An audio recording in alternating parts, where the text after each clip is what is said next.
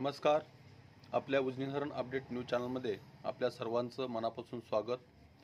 खरं तर गेले 2-4 दिवस अपडेट देता आली नाही, परंतु आजपासून डेली अपडेट देण्याचा प्रयत्न करणार आहे.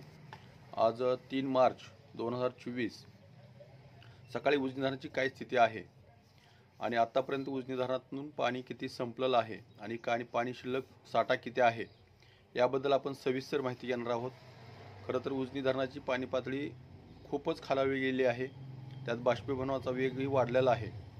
तर सकाळी 6 वाजता उजनी धरणाची एकूण पाणी पातळी 489.635 मीटर एवढी आहे. तर एकूण पाणी साठा हा 1544.86 दशलक्ष घनमीटर अर्थात 54.55 TMC. तर मृत साठा जे आता उपयुक्त साठा तर संपलेला आहेच. मृत साठ्यातील आपण आतापर्यंत -257.95 दशलक्ष घनमीटर पाणी वापरलेलं आहे, म्हणजेच 9.11 TMC एवढं पाणी उजनी धरणातून मायनस साठ्यातून कमी झालेलं आहे. तर टक्केवारी ही उजनी धरणाची -17% गेलेली आहे. मार्चचा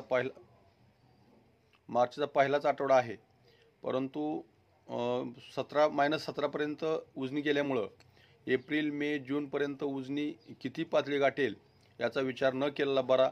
कारण उजनी धरणातील पाणी आपलं आता संपण्याच्या मार्गावर आहे, संपलंच आहे आणि बाष्पीभवनाचा वेगही आतापर्यंत 5.3 ते 5.26 पर्यंत होता, तो आता 5.72 पर्यंत गेलेला आहे. आणि बऱ्याच शेतकऱ्याचे फोन आले की कॅनलला पाणी सुटू शकतं का, सोडलं जाणार का. पाणी सुटू शकतं, पण सोडलं जाईल असं मला वाटत नाही.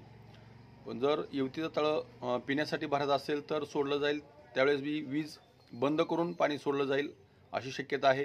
बोगद्याचा विषय तर संपलेला आहे जवळपास, कारण बोगदा -18 पर्यंतच बोगद्यात पाणी चढू शकतं आणि कालव्याद्वारे -29 पर्यंत पाणी जाऊ शकतं. कारण उजनी धरणाची कालव्याची बेडपातळी 487 मीटरवर थांबते.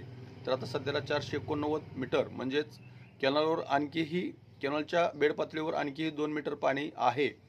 पाणी सोडता येऊ शकतं, परंतु पाणी सोडतील असं वाटत नाही, कारण आता इथून पुढं पिण्यासाठी पाण्याचं राखून ठेवण्याचं नियोजन आहे.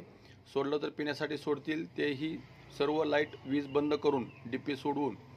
तर अशाच उजनीच्या ताज्या घडामोडीसाठी, ताज्या अपडेटसाठी आपल्या उजनी धरण अपडेट न्यूज चॅनलला लाईक करा, सबस्क्राईब करा, शेअर करा.